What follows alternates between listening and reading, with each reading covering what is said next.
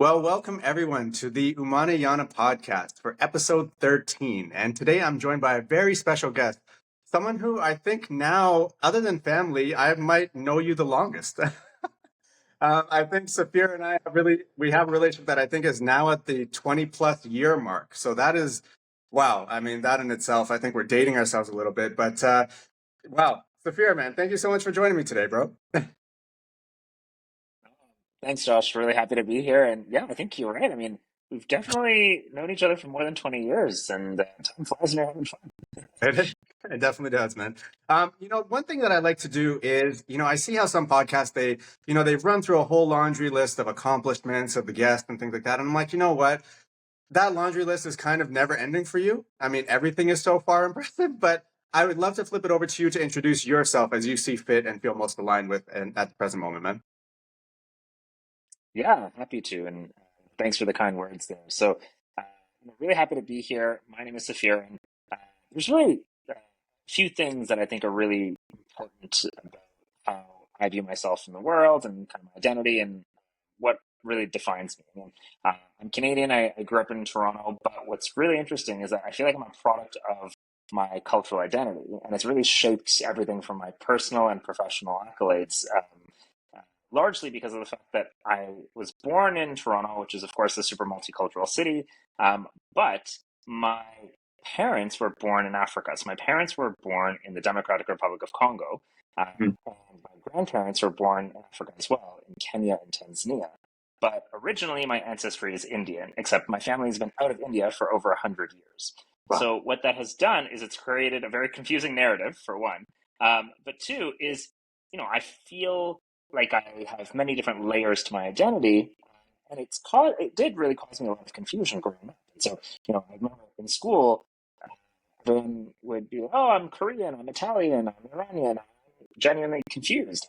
I'm Indian, African, Canadian, kind of a mishmash there. My first Yeah. language is French because my parents being from Congo, Belgian colony. So when I tell people abroad that I'm Canadian and I'm francophone, they automatically assume that I'm from Quebec, but I'm from the English part of Canada, not the French part of Canada. So there's always been this explanation that always has to kind of accompany a lot of things. And so, for me, um, one of the things that was really important from a very young age is I needed to find my place in the world. I needed to find myself. And it was because of this confusion caused by my cultural identity that I turned to travel. And so I was fortunate enough to be able to travel from a very young age. To this day, I've been to over 75 countries around the world. I speak 5 languages fluently. And part of that was always because I had this fear of people asking me where I'm from. It's like, oh, like, where are you from? It's a seemingly natural part of any conversation. But for me, it always caused me anxiety because my answer is so layered and complicated, and I just never wanted to do that. And so I thought if I've traveled to all these places and I speak all these languages, I can actually ask you where you're from. Chances are I can build rapport with you because I've been to a country or a region of the world Mm. that you're from. Maybe I can speak your language. I can have cultural references to, maybe some of the food that you eat. And so we can build a rapport without you having to kind of lead that with that first question of where are you from? Because it was a very loaded question for me. And so, through that, became someone who was super fascinated by the world, the different geopolitical forces of the world, the different business opportunities in the world. I built my career in global strategy. I worked for Procter and Gamble for about 8 years, and I was leading brand management for Gillette, the global shaving brand. And so I was living in Boston at the time, but most of my work centered around Brazil and China, Japan, Turkey, Colombia. So there's some really, really interesting opportunities there. Which then naturally led me to thinking that I wanted to build businesses overseas, which is what led me to my current endeavor. So I'm an entrepreneur. I run a company called Global Nomad Pass, and I am firmly rooted in the travel tech sector, which is where I feel like I've belonged all along. Wow. All right. So for everyone who's listening, see how impressive that was? How could I have possibly handpicked that to share that with you about the fear? It's endless. It's absolutely endless, man. And, I love what you shared there. The fact that, you've always sought for a way to feel connected and help others to feel connected on this planet that we all share, right? And it's so interesting. I never heard someone actually share that they were actually afraid of that question. Where are you from? And, part of that I resonate with because we chatted about this recently actually. With me having been Yeah. being Guyanese, right? That question would also come up because a lot of a lot of different communities kind of claimed me as their own. You know what I mean? They're like, oh, he must be one of us, kind of thing. Right. Just the optics, the hair, whatever it happened to be. And it's like, oh, I've Sure. never thought about this for myself. I guess I belong with you guys, right? And then another group claims you, and it's like, oh, I feel like I belong with you guys too. Okay, cool.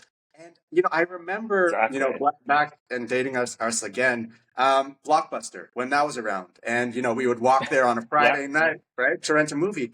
I remember posing this question to my mom because of that amount of confusion I had within me. I'm like, Mom, what Hmm. am I?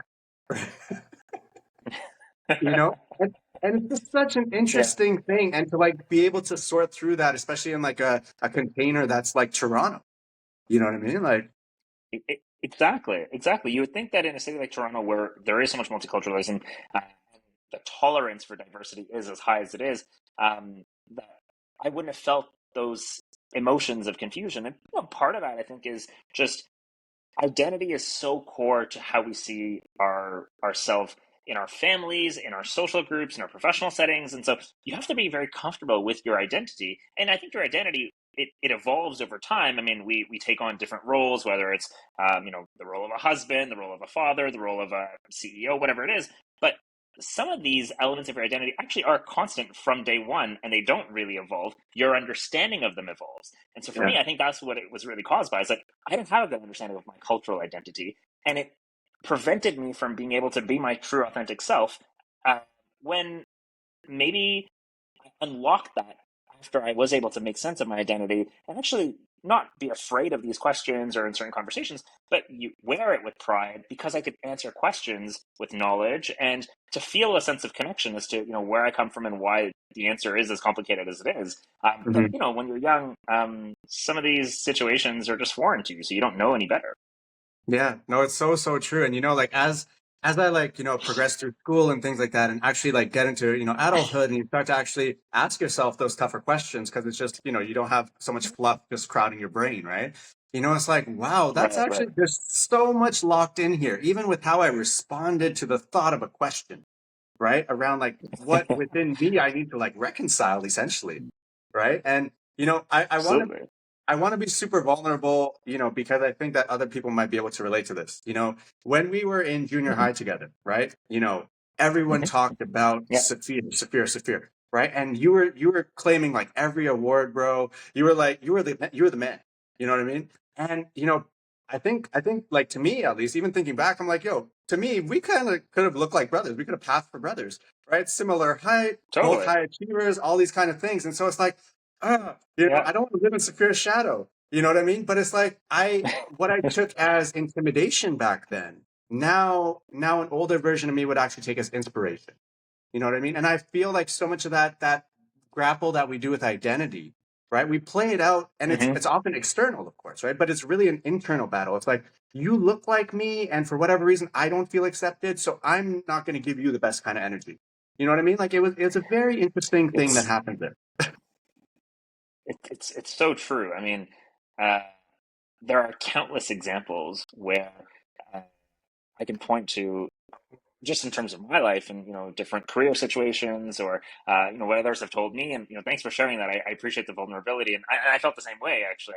I often felt that we did look alike, and the curly hair was probably a lot more pronounced for both of us back then as well. And there certainly was a lot of similarity, but we mistaken allyship for intimidation, and we create walls where we should be creating bridges. And um, part of it, I think, is maybe even like generational, where our families and like the conversations that we hear and that we're exposed to at home sometimes don't necessarily vibe with like the right type of positive energy. I mean, there's so much to be said about, oh, like X race is like usually like racist towards their own kind, or like, I've heard it as well. It's like, Indians will never do business with other Indians because they just don't trust each other. It's like, that's terrible, right? And Right? I mean, sure, like part of me says, well, it's a meritocracy and like skin color, ethnicity, identity, like none of that stuff really matters. Like it's really about meritocracy and embracing more of a diverse mindset, which is very, very true. But I also think that there are marginalized communities in certain situations. I think representation matters. Seeing yourself represented in others is an important part of giving you the confidence to feel like you can achieve things that otherwise maybe you don't feel like you can achieve.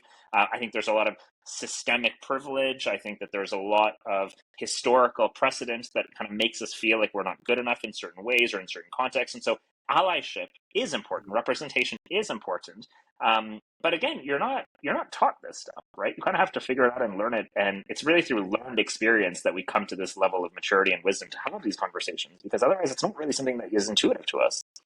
So true, and like something like the corporate setting is definitely something that helped me to, I think, unintentionally confront a lot of these different prejudices that I had living within myself, around, externally towards my people, and then also back to myself. You know what I mean? Like, having been in the insurance industry, investments, all that kind of stuff for like over a decade, a lot of my colleagues, to the right and the left and the senior leaders and things like that didn't look like me.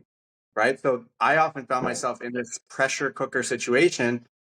We could argue self-imposed, right? To look Mm-hmm. more like them. I actually brought this example up. It kind of just came to me, but it's like I was really fighting my Will Smith, and I was just presenting as Carlton.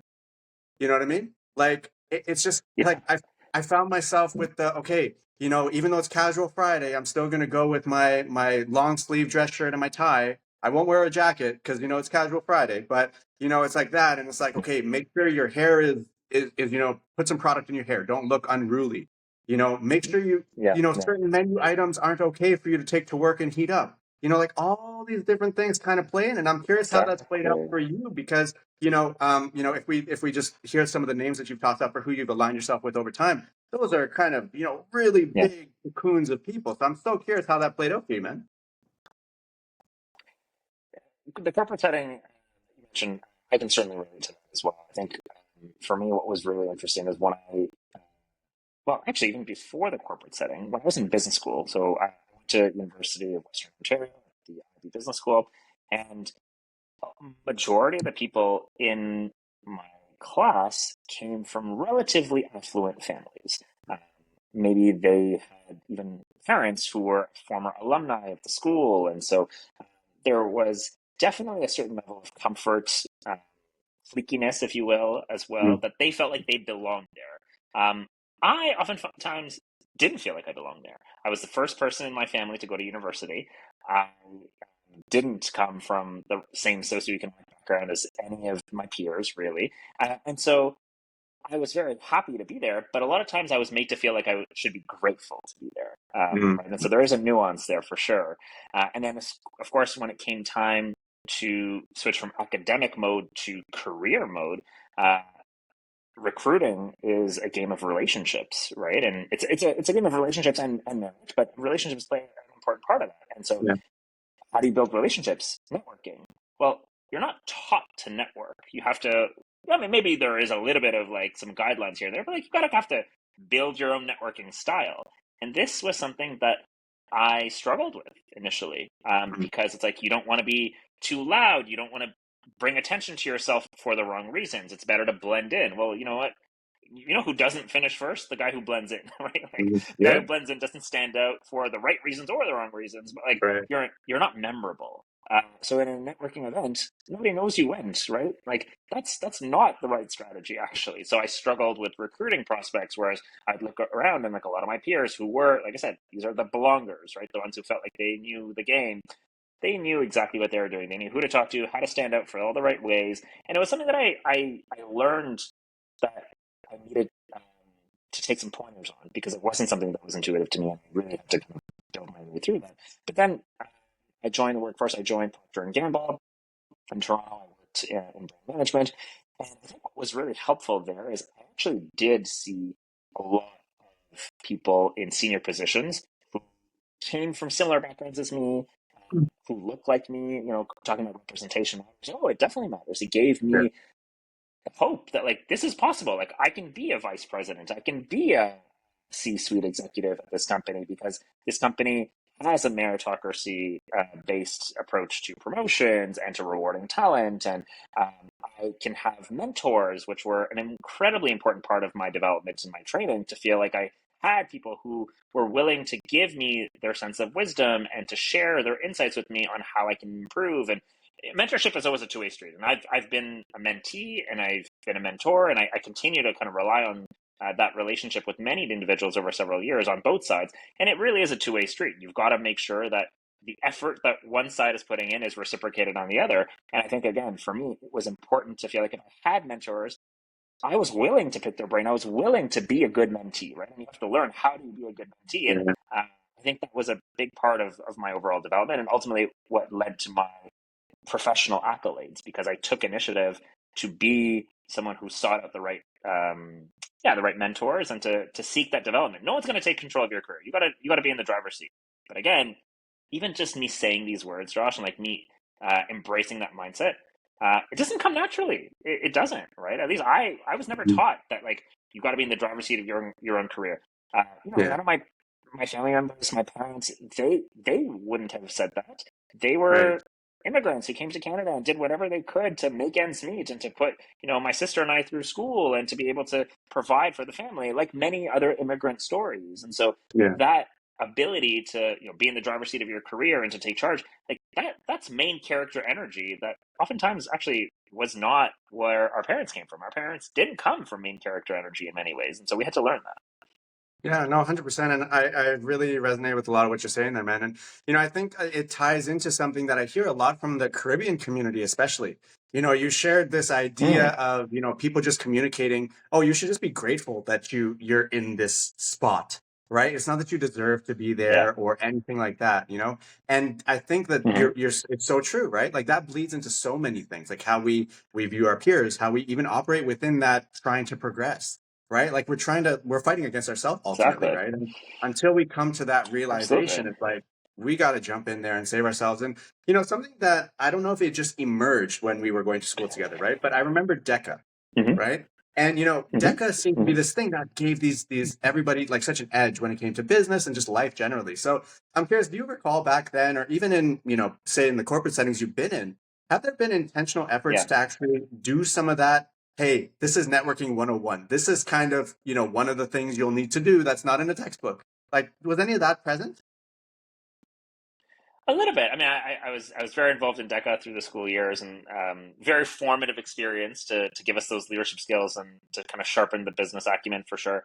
I think as I built my career and I was more firmly established as a young professional, um, where it was more important for me was kind of going back to those mentor relationships. And so it was like, look, like in your particular case, this is what you need to do to really stand out. This is the type of analysis that works. This is the type of analysis that doesn't work. I remember at Procter and Gamble, there was this moniker called PIE, PIE, and Mhm. again, this wasn't broadly shared in a corporate presentation. This wasn't in like the training guide of like, how to be a good employee. This was word of mouth wisdom passed on from my peers who were a little bit older than me, but who had succeeded. They'd gotten promotions. They were well respected. And they're like, Safir, if you take nothing else, remember the PIE model. I'm like, what's this PIE model? And they're like, look, PIE, which stands for performance, image, and exposure.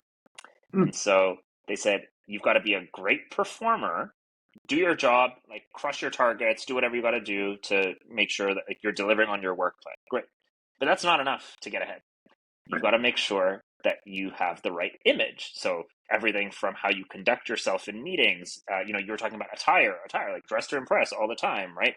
Are you looking unruly? Are you always like, well groomed? Do you have, I always remember, like, do you have executive presence? I'm like, what the hell is executive presence? Like, I'm not an executive. No, but with that mindset, you never will be. Like, Yeah. executive presence. Do you carry yourself? Are you a sloucher? Like, image matters, and like that's what people see, especially because again, not everyone sees your performance, but people do see your image, so that's important to just consider. And then the third part is exposure, which is if you're a strong performer and you've got a great image, but the right people who need to see that, who are key decision makers, don't see it, you're not exposing yourself to the right individuals. And so figure out who needs to know about you and find ways to get exposure to them, whether it's through intentional and more like deliberate ways of like joining committees, joining teams, joining projects because you know who's on these committees and you're getting their exposure, or trying to seek a champion who can provide that exposure for you. Maybe they'll bring you into a presentation so you can present your work, and so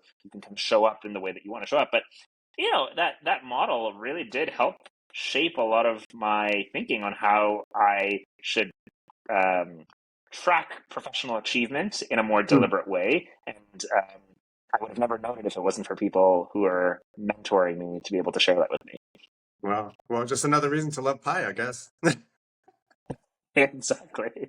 Exactly. Well, our viewers are going to get that one. I'm sure someone's going to take that away, and that's going to provide a lot of value, man. So thank you for sharing that, because I think that honestly, I think that's a little bit of a crash course of like the unspoken code of working out there with other people, right? That's a lot of Yeah. valuable stuff. Yeah. You know what I mean? That's the practical. That's the really you got to embody it. You can't fake that stuff. And I think that's incredibly Can't important, fake it. especially Can't fake it. yeah, especially now with the shifting landscape of work, and our colleagues are kind of just another name on a contact list versus someone we actually see at the water cooler now, right? So some of these things do matter, and Exactly. matter in a different way, than they ever did before. So definitely something worth investing in. For all the young professionals, even the ones who've been in the game for a while, we can always use some time to sharpen up these skills, right? Things are always evolving. So you know, Safir, you, Absolutely. you dropped, working on global nomad paths, right? So I would love for you to share Mhm. about it, what brought you to it.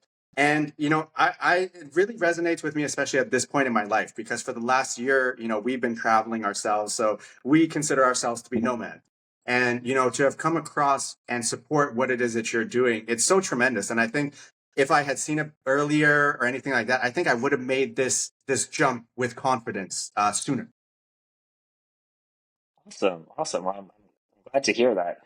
Let me walk you back a couple of years. And so, for me, like I said, I have had the privilege of being able to travel to so many different countries over the course of my life, both for leisure and also for work purposes.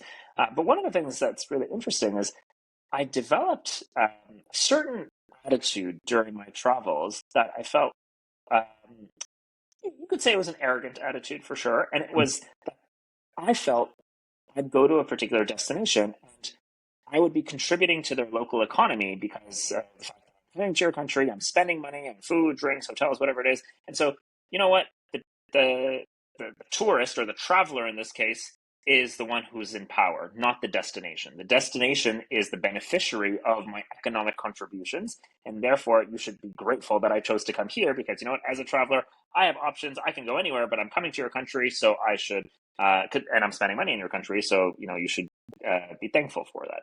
Now, again, I'm exaggerating a little bit here, but the point was that uh, I, along with many other travelers, was under this impression that I'm contributing so much value economically to the destinations.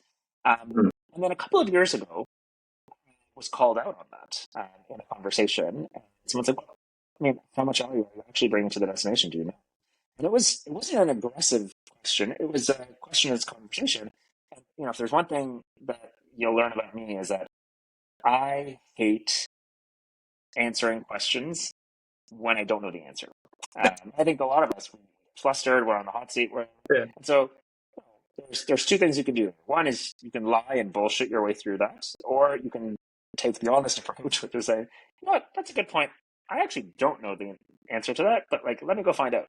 And so I'm much more someone in the latter camp where I was like, okay, I've never thought about that, but that's a good question. Let me go find out. And that process of going to find out was probably the best thing that could have happened to me because it forced me to go down this research rabbit hole where I learned that actually my entire perception of economic value was totally distorted. Mm. Not even distorted, it was outright factually incorrect. Uh, when we as travelers are traveling abroad, none of us, whether we intend to or not, naturally end up spending money at multinational corporations. I go to Argentina and I happen to go to Starbucks because I want a coffee. Well, on that purchase of a Starbucks coffee, up to 75% of the money that I spent on that cup of coffee actually doesn't even stay in the Argentinian economy. It leaves the Argentinian economy and it goes to Starbucks headquarters in Seattle. But if I was to buy that same cup of coffee, but from a local Argentinian cafe, 100% of the spend stays in the country. It goes to an individual. It doesn't go to a corporation. That individual uses that money to not only pay their salaries of the staff, but also to feed their families. It circulates in the economy and it stays there. And so that got me thinking. It's like, well, actually, the key to economic contribution when I'm traveling is just to support local businesses, not to support multinational corporations. And so it seems pretty easy. Let's just support local businesses. But it's actually a lot harder than it seems Mm. because we are victims to standardized quality and ease of convenience. And so multinational corporations do that better than anyone else. They know how to standardize the experience everywhere in the world. So no matter where you are, Pizza Hut is gonna taste more or less the same. You know what to expect when you go to a Pizza Hut, for example, or Yeah. probably more broadly, you know what you get when you stay at a Marriott hotel, right? There's a certain level of quality that is consistent all around the world, and we like comfort, particularly when everything around us in a foreign environment is different.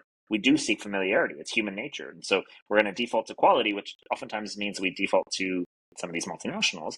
And Right. then also in terms of um, convenience, we don't want to travel far to go to this place just because it's a local business. We're going to go somewhere where it's easier to get to.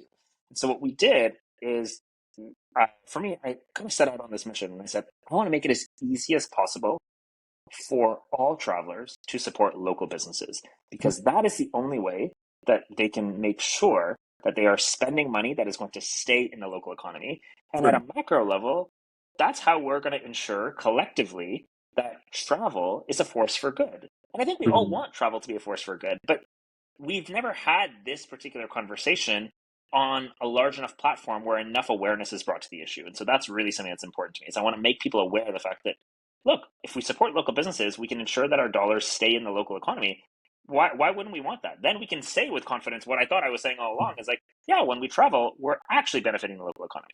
And so the way that this works is we started Global Nomad Pass about 18 months ago. And so we sell a membership that rewards you for supporting local businesses all around the world.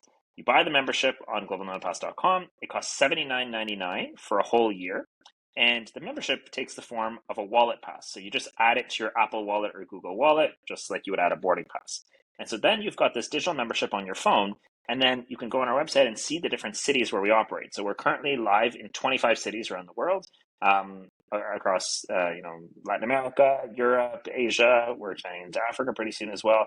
And in each city, what we do is we hire locals. Because the other part of this is that when we travel to a new city, we need breakfast, lunch, dinner. We need a place to work. We need a place to exercise. We need a place to sleep. We need, I don't know, a haircut, a nail salon, local experiences. And so, how do we find all of these places? Currently, most of us go on TripAdvisor or on Google reviews. But who wrote those reviews? Not locals, right?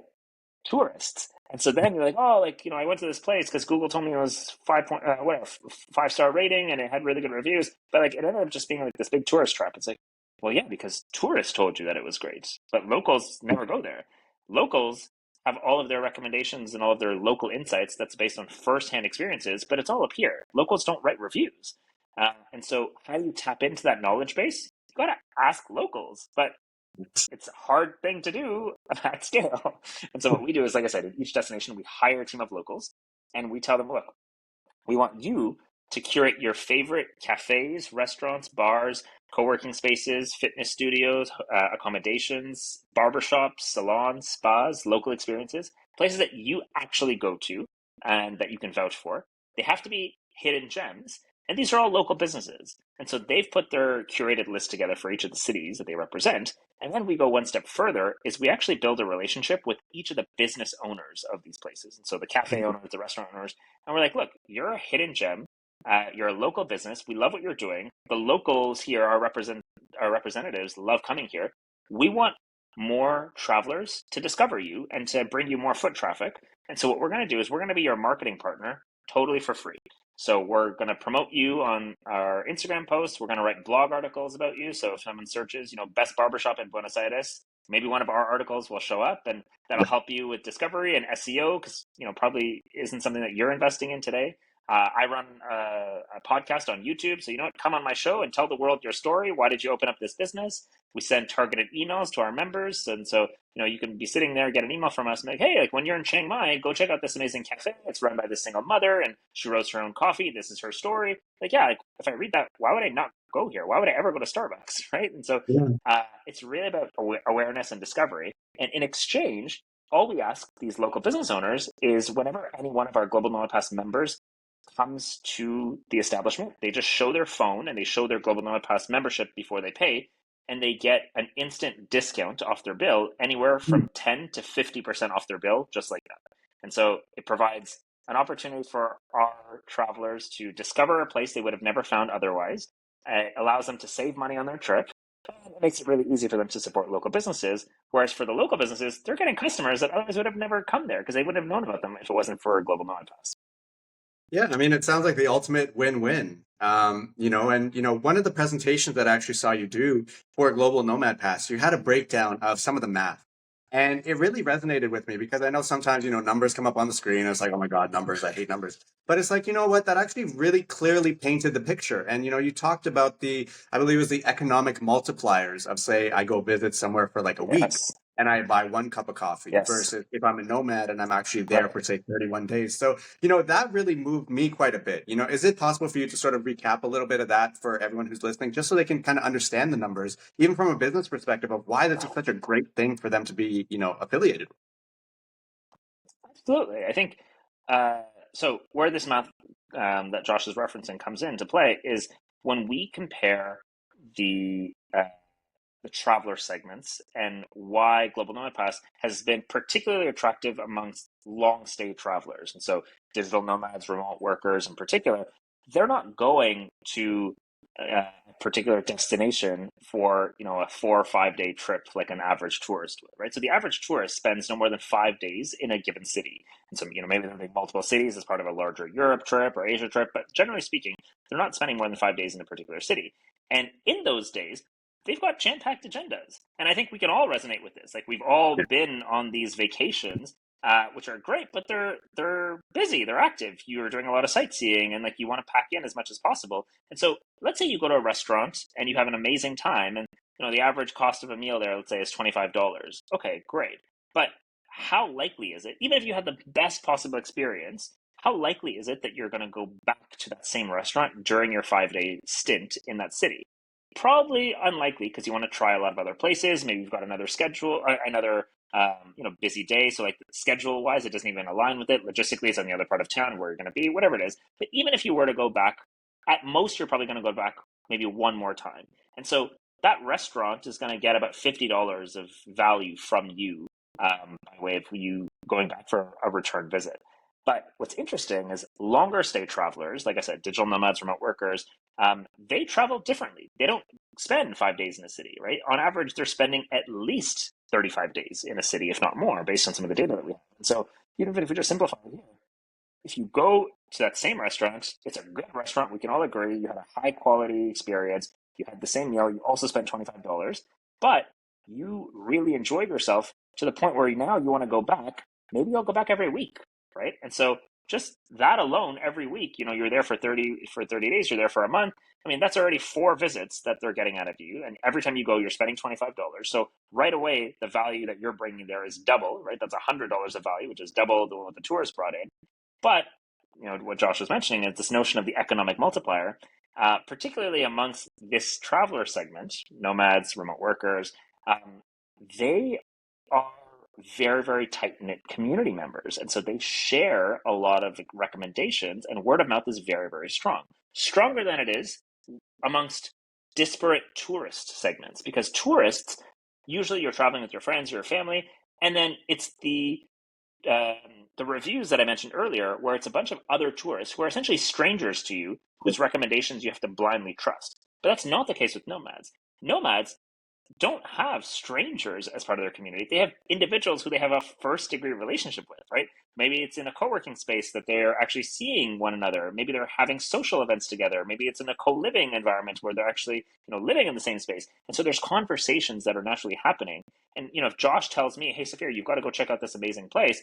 Well, I'm going to go. In fact, I might even go with Josh. And so now that restaurant's not only going to get a repeat visitor out of me, but I'm going to bring my friends along as well. And we're each going to order a meal and it's going to be $25. And then Josh is going to have a good experience and he's going to tell 5 other of his friends. And so that multiplier really does have a material impact on the math.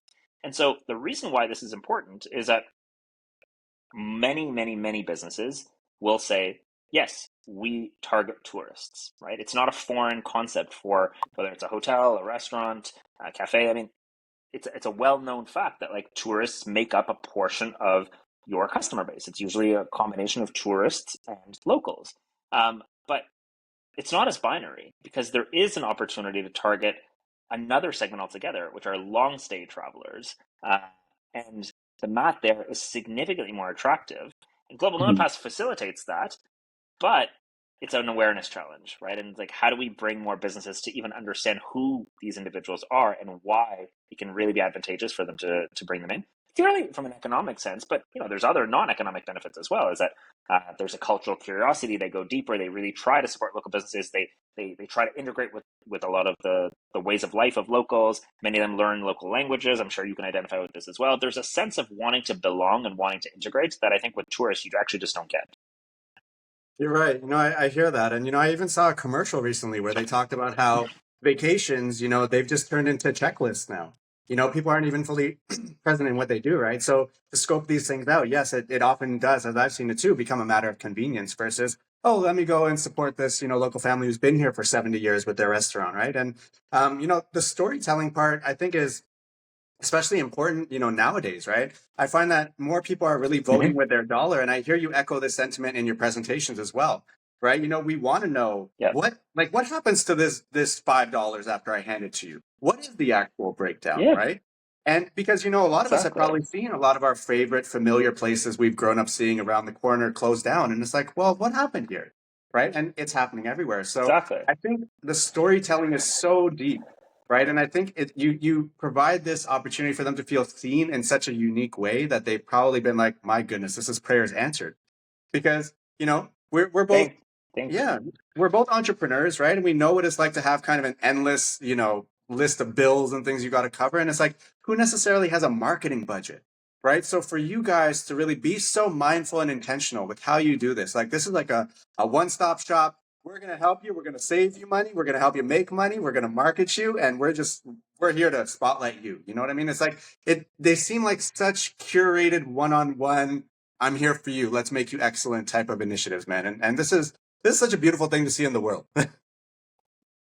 Thank you. Thank you. We take it very personally because uh, when you support a local business, what I want travelers to take away from that is like you're supporting a person. You're supporting an individual, right? And as much as we can help you humanize that a little bit more through our storytelling and our own awareness efforts, I think that that's helpful because you recognize it's like there's a face on the other side of that counter. There's a Yeah. family that's, putting their blood, sweat, and tears into this business, into their product, into their service, into the experience that you're having. The origin story might be there, the ingredient quality might be there, the craftsmanship might be there. But most importantly, it's like you are not treating this as a transactional Mm. interaction, but actually as something that's a bit deeper. I feel like with that comes an appreciation for what local businesses provide in society. And if we don't have that appreciation, then we don't support local businesses. Well, there's a real cost of inaction. Yeah. And the cost of inaction is that local businesses will die. Many of them already are. Like you said, walking down a lot of familiar streets, there's a lot of places that don't exist that anymore, and some of our favorite places aren't there anymore, and it's challenging for them to make ends meet, and rent continues to go up, getting the foot traffic coming through, or there's a big multinational that opened and competes with them and has bigger marketing dollars and bigger budgets, bigger brand awareness, familiarity, standardized product experience. It's harder and harder to compete. But if we let local businesses continue to die, then I can firmly say there will be no more point to traveling anymore. Because what's going to happen is, why would I travel to Tokyo when Tokyo looks exactly the same as Paris? And why would I go to Paris when Paris looks exactly the same as Lisbon? Because they all have big box stores. They all have multinationals. It's just going Yeah. to be a bunch of multinationals on streets everywhere. Huh. And so, what's the point of traveling? Like, when you think about it from that extremist point of view, you realize it's like, no, most of the joy that comes from traveling is rooted in our day-to-day interactions with local businesses. So Um, true. but we need to value that and protect it. And we're as Global Nomad Pass, we're doing whatever we can to just help travelers embrace a different perspective around this issue. Yeah, and I think that's what actually sets these experiences that these nomads are going on apart from something else, right? Is this is almost like an incentive to get curious and go and explore. Like for example, when we landed out here, I was like, my hair was growing and it just kept growing, and my wife's like, "Are you gonna get a haircut?" I'm like, I don't know anyone out here to trust with my hair. So, I keep driving by some places. I'm trying to scope them out through the window, and I'm like, all right, finally, you know what? What'll be, will be. Let me just go into this one. And we Right. couldn't communicate in the same language. It was one of those sort of karaoke type boxes that were playing some Sean Paul that I was loving. The guy gave me a great cut. It was a wonderful vibe. They asked me if I needed a drink or anything like that. And it's like, wow, I Nice. could have totally missed out on this. If I was in Toronto, I probably would have just gone to one that looked like they're going to charge me $80 for a fade, and we'll call it a day. You Right. know what I mean? But it's like, wow, I actually had Exactly. a unique experience. I will tell everyone who comes to Costa Rica, if you need a fresh cut, go to this guy, right? So it's an action, man. It's totally an action, and to build on some of that one-stop shopness that you've really built into Global Nomad Pass overall. When I saw some of the Mhm. announcements that you put out recently, which I'd love you to take the floor and sort of share. I saw that and I'm like, wow, these are questions that I probably would have, nowadays chat GPT it or Google, like, hey, I'm about to be a nomad. What do I need to make sure I have covered? And I feel like you guys have really gone the extra mile. You've really put yourself in the seat of who your target audience is and been like, what would I need? And let me be the answer to my own prayer before I just try and go solve someone else's Yes. problem. So, yeah, wonderful job with that. Thank you. I think part of that is just understanding your customer, and that is true for any business to be successful. I've never met a founder of a successful business who wasn't customer obsessed. And if you don't understand customers, you have no business operating your venture, because Mhm. a venture's purpose and reason for being is to solve customer problems. And so how can you solve a customer's problem without understanding what that problem is, without understanding what the customer's motivations, attitudes, pain points, challenges, alternatives are? You have to really, really live the life of your consumer as much as possible to be able to serve them effectively. In our case, I am a digital nomad. Uh, and I travel to multiple places around the world. My wife and I, we've got a fixed base for about half the year, and the rest of the time we are traveling. We're living that lifestyle, which allows me to see a lot of different vantage points, just for me and fellow travelers, um, on various issues, and it provides a rapid iteration cycle. It allows us to get very quick feedback on new features or new concepts that we're not really sure if we should move forward with, and I can ask a lot of my fellow travelers who are with me in a lot of these different cities what they think and how it would work, and we can test things very quickly. It's a superpower. It honestly is a superpower. Yeah. Now, Global Nomad Pass doesn't only serve digital nomads. Digital nomads are one segment of our user base, but they're not our entire user base. I mean, we serve international travelers, and so in general, it's international travelers that have many different segments of travelers. So, solo backpackers are a segment, leisure tourists are a segment, family vacationers are a segment, and of course, digital nomads and remote workers are a segment. But by and large, what we offer is three very compelling benefits that I think all international travelers would find value in. Is that we help you discover hidden gems that you probably wouldn't have found if it wasn't for us. We help you save money on your trip, which again, who doesn't want that? And we make it as easy as possible for you to support local businesses, which again, hopefully, more and more people see value in that. But there's nothing nomad specific about what we do. It's just because of my own identity as a digital nomad, me being part of this community, and then also there being a really nice fit with a lot of nomads who see what we do. They travel from place to place. This is an annual membership that works around the world. It allows them to discover hidden gems, which is something that's interesting to them. We have definitely done very well within that community, and we're going to continue to serve those needs.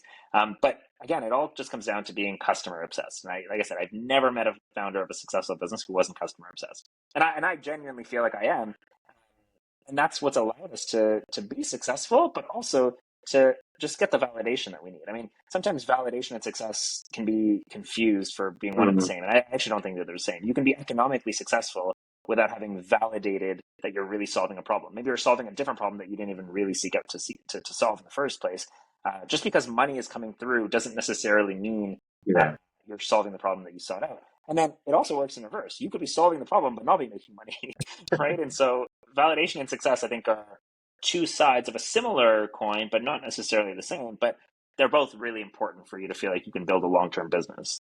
Yeah, no, absolutely. And like one of the things I remember having to take care of as we were planning our traveling and things like that was understanding this whole eSIM business, right? And eSIMs have become popularized, and I saw an announcement from you guys. And I'll be honest, my own ignorance and I'll very much date myself right now, is I really thought that like if I'm traveling somewhere, these eSIM things, I'm like, oh, so does that mean I need to get like a SIM card that I put into my phone from Costa Rica?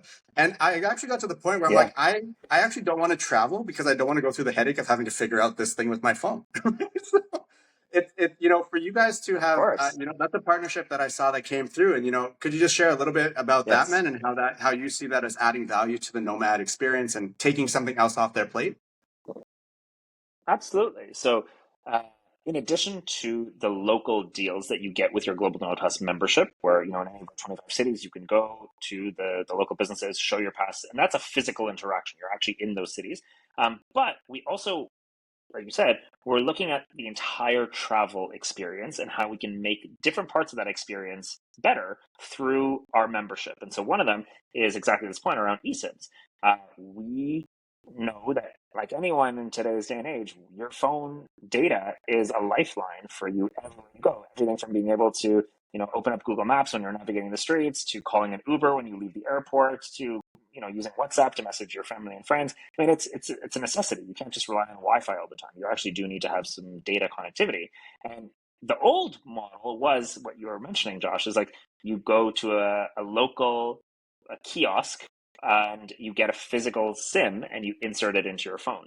But we now have eSIMs, which are kind of, they work similarly, but it's an app. And so there are many different eSIM providers out there where you just download the app and then you pay for the country that you're going to. You pay if you want 1 gig of data, 3 gigs of data, 10 gigs of data, and it just loads into your phone. And so now you're not roaming, you're not paying crazy roaming charges with your home carrier. You also don't need to go through the hassle of getting a physical SIM, right? This is just a more convenient way of using your phone and having full connectivity while you travel.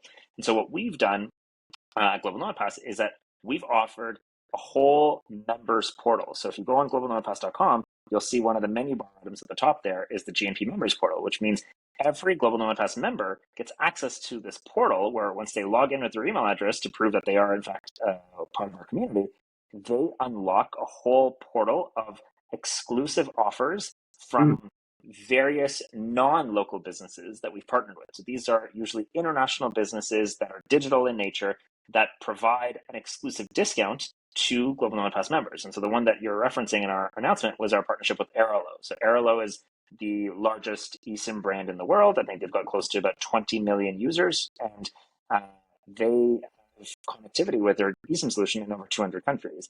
And so if you're a Global Nomad Pass member, you get 20% off your Airalo eSIM, no matter where you're traveling to. You can easily just use that 20%. And it just, again, we're saving you money, we're helping you have a better travel experience, but we're thinking about some of these needs, right? And so another one of the needs is our partnership with Lounge Pass. So if you're familiar with Priority Pass airport lounges, this is mm, actually by the same company. And Lounge Pass is really great because you can actually pre-book your airport lounge. And so it's really an awesome benefit because with Global Nomad Pass, you get discounted access on your airport lounge access, and you can pre-book it ahead of time, so you don't have to worry when you arrive. If you've got a layover, you don't have to wait if the lounge is full. You have to wait in line for it. No, like you've pre-booked it, your spot's guaranteed. Just show up right there, and it's great. But this is all part of your Global Nomad Pass membership, is that we have these exclusive discounts with a whole ecosystem of other partners mm. that we've thought of that just makes the overall travel experience that much better for you. That's incredible. And for businesses who are maybe interested in understanding how they could possibly work with Global Nomad Pass, and if there are different services that they offer, say that they could offer discounts through the partnership, is that something that companies can Yeah. sort of just actively reach out to you for, or do you have to tap them on the shoulder to have that conversation? No, we get a lot of inbound interest actually from a lot of travel brands. We were more than happy to have conversations with them about what it is that they want to offer our community, and if there's a right fit there, if it is part of the travel experience that we think we can improve and provide value to our members, we're more than happy to do that. So yeah, I would say to that degree, if anyone is interested in partnering with us or even just having a conversation, I'm always open to it. Probably the best way is just to find me on LinkedIn, Safir Jamal, and shoot me a DM, and more than happy to chat. Awesome. No, I appreciate that, man. And, as you've been doing this work, you talked about how you've been working at it for 18 months. As we know, for an entrepreneur, even if it's Yeah, 18 months on paper, it's been percolating for years before. But what I guess what milestone are you most proud of, yourself and Global Nomad Pass and your team for having accomplished so far? Entrepreneurship is hard. You're willing your baby into existence, right? And so your vision for what you want to see as the change in the world is just a vision until you've made it a reality, and that requires execution. It requires perseverance. It requires grit. It requires a little bit of luck too. And so there's so many forces working against you that I think just getting something launched is already a huge benefit. It's already a huge achievement. For us, 18 months. I mean, we're babies, right? We're at the early stages of our journey. There's so much more that we want to undertake and that we know that we can accomplish. But definitely, I'm proud of the fact that this is a very innovative concept. We haven't seen anything that's really doing exactly what we've set out to do. Really connecting the tourism industry with the idea of local businesses and coming together. In a digitized, more modern consumer experience as a form factor. So we're very proud of the fact that we've been able to do this and kind of take this innovative concept, like I said, and productize it in a way that's very easy for the customer. It's easy for the local business, and that product vision has been fairly consistent from day one, and we've executed on it very well. Our scope continues to grow. So, like I said, in 18 months, we're already live now in more than 25 cities around the world, and we're constantly adding more and more to make the coverage map even larger. So, in a very short period of time, we've been able to prove that not only does this model work, but it actually works at scale, Right. which, building and then scaling are also two very different muscles at force here. But we've been able to do both relatively quickly given our short lifespan so far, and we're very proud of that. We've worked with some incredible local businesses in these 25 cities. And so the fact that we've been able to not just get our consumers to see value in what it is that we offer, but also the other side of the stakeholders, which is the local business owners themselves. It goes back to the point that you mentioned earlier, is that we've engineered this win-win model. And a lot of times that's something that sounds nice in concept, but maybe one side is benefiting more than the other. But I mean, that's not sustainable. So for us, we really, really tried to make sure that all stakeholders see value in what it is that we're offering, and we're proud of that. Again, in a very Mm. short period of time, we've been able to prove that. And then I'd say our business model innovation is particularly exciting to me because we've got three distinct channels that we sell through. So we sell B2C, which is travelers come to globalnomadpass.com and they buy the pass themselves and they add it to their wallet. So certainly we get a lot of volume coming through there. But Mhm. most of our users, interestingly enough, actually come through B2B and B2G. And so B2B, business to business, we partner with travel brands. And so we partner with airlines, we partner with travel insurance companies, we partner with hotels, we partner with certainly eSIM companies, anyone who's targeting international travelers, essentially. And the model there is they buy Global Pass memberships from us in bulk. They give it for free to their customers when they bundle it in with their product or service. And so you can imagine Mm. if you're an airline, you want customers to book premium economy as opposed to booking like the lower fare class of economy basic. And so if they were to pay a little bit more for premium economy, maybe they're going to get free seat selection and free cancellation. Well, it doesn't actually cost the airline anything to offer you free cancellation or free seat selection. So that's pure margin if you were to select that. Well, what we can also do is we give them a free Global Nomad Pass just as an extra incentive to upgrade. And so the Love it. airline is very happy to give you a free Global Nomad Pass, which is a $79.99 value. You're getting it for free as a traveler. So like, hey, I'm happy to pay an extra $40 for economy premium because in addition to seat selection and cancellation, I'm also getting this amazing tool that I would have otherwise paid $80 for. And that tool is going to save me more money around the world when I travel and I actually use it. And so that only cost me $40. Great. The airline's like, yeah. And we made extra margin by getting you to buy that more expensive fare class. So there's a win-win there. We've also seen different brands use this for loyalty, retention, different ways. It's a tool that's very versatile that a lot of travel brands use to offer for free to their customers in order to achieve a bigger strategic business objective for them. And then the third channel I mentioned is B2G. So we sell to governments. We actually sell to tourism boards and to destinations. And there the model is similar, but has maybe a different impact, which is destinations will purchase Global Nomad Pass memberships from us in bulk and give it for free when a traveler is actually able to prove that they have a confirmed flight booking to their destination. And so right Mm. now we have a partnership with Marketing Greece. which is really special because it also allowed us to expand our coverage network to 5 additional Greek cities. And so Amazing. now in Athens, Chania, Thessaloniki, Kalamata, Ioannina, you can actually go and support local Greek businesses during your visit to Greece, use your pass to support these Greek businesses, put more money in the Greek economy as opposed to buying from multinationals. But you also got this pass for free just because of the fact that you chose Greece as your destination. If you would have chosen a different destination, maybe you would have gotten this pass for free because we wouldn't have had a partnership with them. And so we're now talking to many more destinations, but it's a really great model because it also makes sure that the destination, who is spending a lot of advertising money and promotional money to attract visitors, what's the point of spending all that money to bring visitors in when the visitors are going to come in and they're going to spend a bunch of money on multinationals, so you're going to have a leaky bucket because that money doesn't stay in the economy. But here, it actually does. So there's some aligned incentives that really play to our advantage.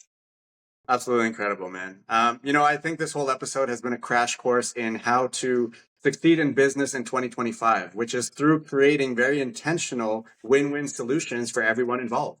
Not seeing yourself up in that ivory, top penthouse suite floor office. You're down there on the ground with your consumers. There's no differentiation between you. You see yourself as one and the same. And man, I think you hammered home so many incredible points from lived experience, not only as working for someone, but working for yourself and being in service to the world. That's honestly what I see you as, bro. So just thank you so much for pushing forward with this initiative and allowing yourself to respond from a place of curiosity versus why is this person asking me this question? Because look what it birthed. You know what I mean?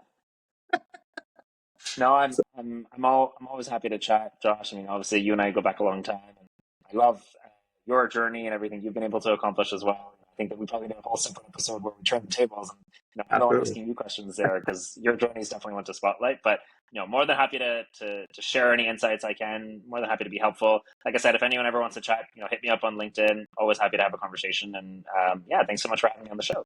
Awesome. And is there anything on other platforms as well? Do you do, Instagram, anything like that for Global Nomad Pass? Yeah, so LinkedIn is definitely the best way to follow me, right? So add me as a connection, or even just follow me personally. I'm very very active about sharing a lot of my own personal journey, things related to the business, things related to my life, and just general observations. And so I'm very very active on LinkedIn. But then in terms of Global Nomad Pass, definitely follow Global Nomad Pass on Instagram. So it's just the handle at Global Nomad Pass. We post really really cool content about our hidden gems, about our new partnerships, our collaborations.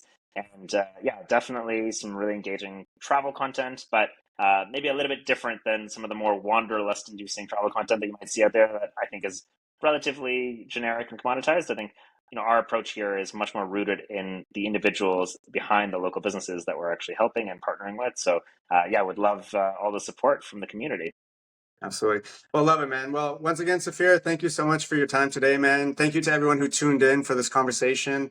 We really want to hear from you, what you loved, what you learned, and definitely do connect with Safir and his team on what they're doing here. If you're traveling, this is definitely a product for you. If you're thinking of traveling, it's a product for you. And even if you're just looking for some inspiration, it's a product for you. So until next time, everyone, we will catch you then. All right. Much love to you, brother. Cheers.